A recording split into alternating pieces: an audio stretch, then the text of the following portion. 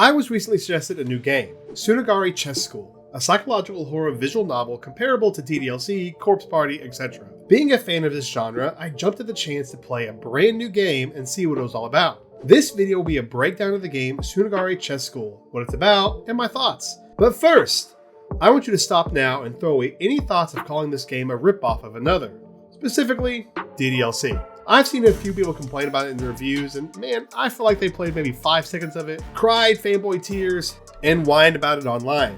This game is not DDLC. It was inspired by it, sure, but every game was inspired by another.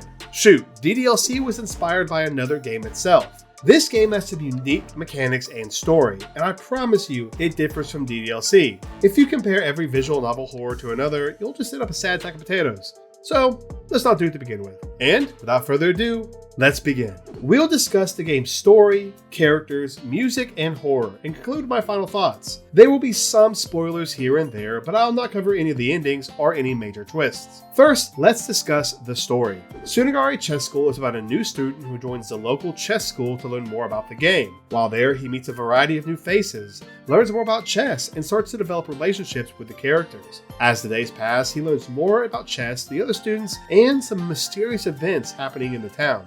After hearing about a murder on TV, he comes to school to learn that his class's chess master is out for the day and he's left another student in charge. After the class ends, a student named Hinamari comes to talk to the main character, only to be killed by a mysterious force. This causes everything to crumble, and the main character learns that everyone in his class is now in a death game with the goal of being the last one standing.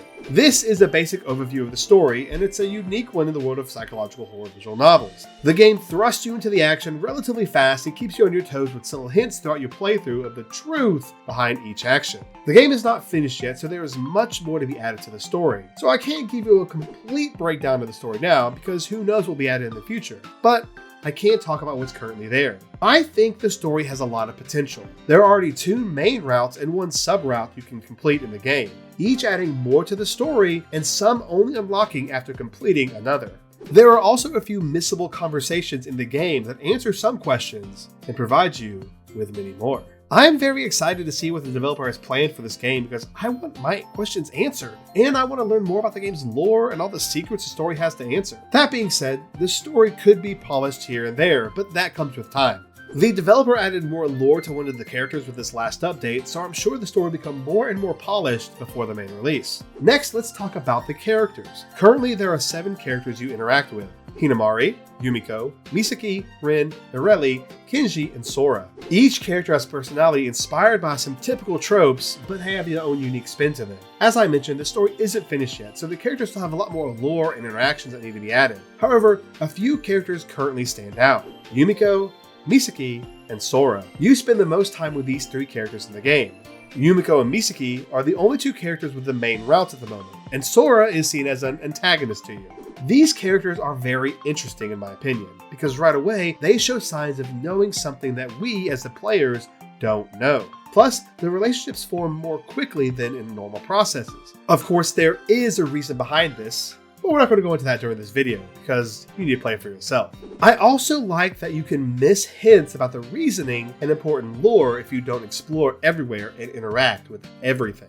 Sadly, I can't give a full review on each character until the game's full release, but I am excited to see where these characters go and to learn more about them and their backstories. Next, let's talk about the music. This is one of the most straightforward topics because the game has some nice, simple, and compelling music. You get to hear various music styles in the game, from simple and sweet to spine-chilling to epic and heart-pounding. And of course, the lack of music in certain spots adds even more to the stress-intense moments. I look forward to hearing more music as the game is developed, and honestly, I'd love to have the OST for myself.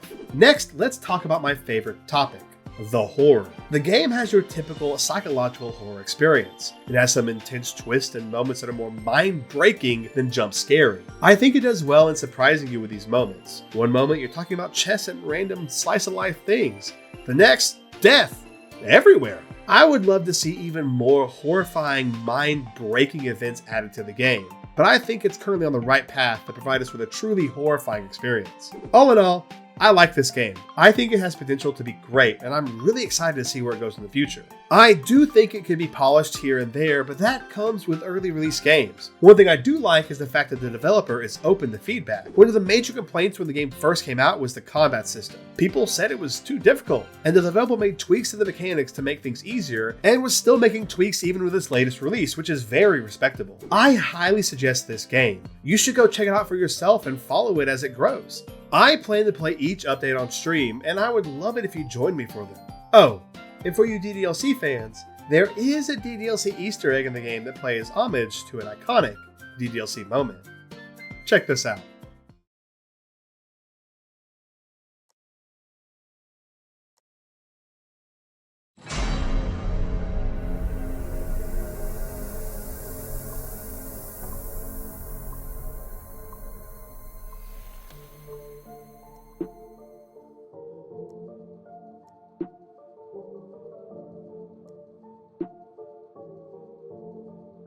If you enjoyed this video, leave a like and subscribe for more horror content. Also, check out the description for a link to the Steam page for Tsunagari Chess School. Once again, I highly suggest you check it out and support the dev. And of course, I'll see you in the next one.